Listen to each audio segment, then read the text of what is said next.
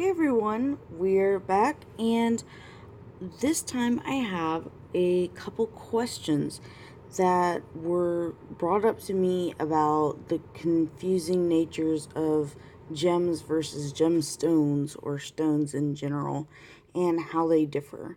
I did a video, a small time lapse, a little while back, and I'll show you this. And this is what it was, and it was showing the difference between a gem versus a stone. So we're going to go over that, and then also I'm going to give you an idea of how I can help you, or how it's more practical to use these. Okay? So, the first thing, there's three things. There's three things that kind of make up the illusions that we think about when we think about what we're making.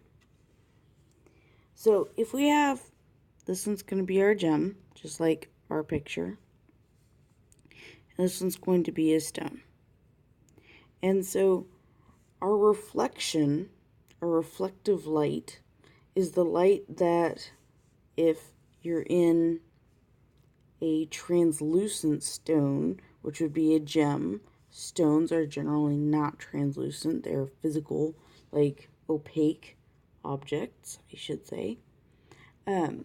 When you're looking at a gem and you're seeing the light go down in through your gem at the highlight, wherever your direct light is hitting, and come back out, that's your reflective light.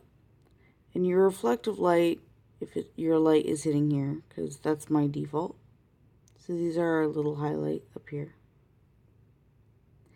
If your highlight's sitting up here, then your reflected light is going to be down here, because it's going in through your gem, hitting the bottom, and then reflecting back out up towards your eyes. And that's what you're seeing, is the light down here. Okay, and this of course can move depending on where your highlight is. If it's over here, then you're going to be seeing your highlight over here, or your reflected light over here, just depending on where it's moved and whatnot. Okay, with a stone, you're hitting an opaque surface, so your reflected light is actually going to be right where your highlight is.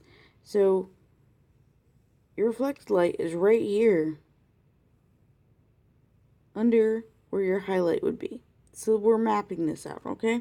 So if your light's hitting here, hitting on top of the stone, radiating out around here, and so then your shadow, which is the third element, so we've got our highlight,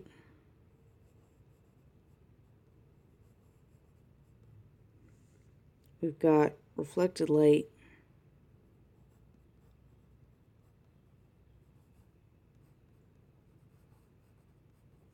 and then shadow. And those are our three biggest things. And I can't write and talk at the same time, apparently. Okay, so, and then our shadow is going to be opposite of our highlight on a stone. The two things that move are your reflected light and your shadow, depending on whether you're doing a gem or a stone. If you're doing a stone, which is opaque, we've got our light, our reflected light, and then our shadow, which is going to go down and around here. Okay? This would be like your mid-tone in and around here, and then also over here. This would be your mid-tone. And so our shadow is going to come down and around here and swoop and be across from our highlight. Now, in a gem, your shadow, your darkest part of your drawing, is actually under, that's a horrible line, is actually under your highlight. Okay? So, this is going to be the darkest part for you. So, what doesn't move is your highlight. It's here and it's here. But your shadow moves across, and your reflected light moves across when you're doing the difference between a stone and a gem, because you don't have light passing through on a stone, but you do on a gem. Okay? So, hopefully that kind of helps you all to understand that idea of it. Now, next, I want to show you guys a little bit of anything that will help you guys when you're working on gems and stones and whatnot. So, if it helps your idea of it, you can always do, kind of map out your gem before you do it.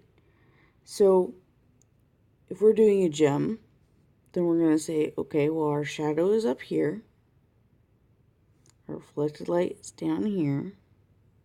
I want to try and go real light. I don't want to go dark. And then this is going to be our mid-tone. So, you'd go in and fill in all of this with your darkest color. Or, in the event that you would like to do this in black and white to help you get the idea of it, you could actually do a very light coat of black. Oh, I'm using black. You could use gray if you want to. And then go much, much lighter if you can on your mid-tone. And of course, you're wanting to blend these in, make it look really, really smooth and shaded in. And personally, I always bring these down a little bit more because I like that contrast and that look. And then you want to go as light as possible right around here. And then just using your colors, you would come back and go over this, okay? And you would use your lightest colors and go towards your darkest colors, okay? And then, of course, we'd use our white gel pen to put in our highlight. And that would be up here.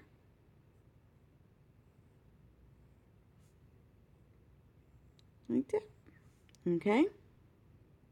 So if you did an undershadowing and did it all with grays and blacks, and then went over it with your colors to help you, it might help you get some of the ideas of it in there better.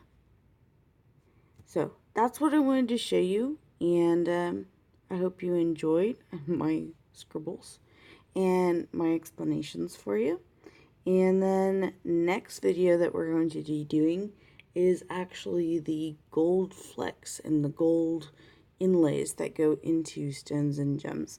Mostly stones, like the turquoise with gold in it that I did and whatnot. So make sure you're subscribed. Make sure you know when you're watching for your next one, because that will be the next video. Alright, talk to you next time. Bye.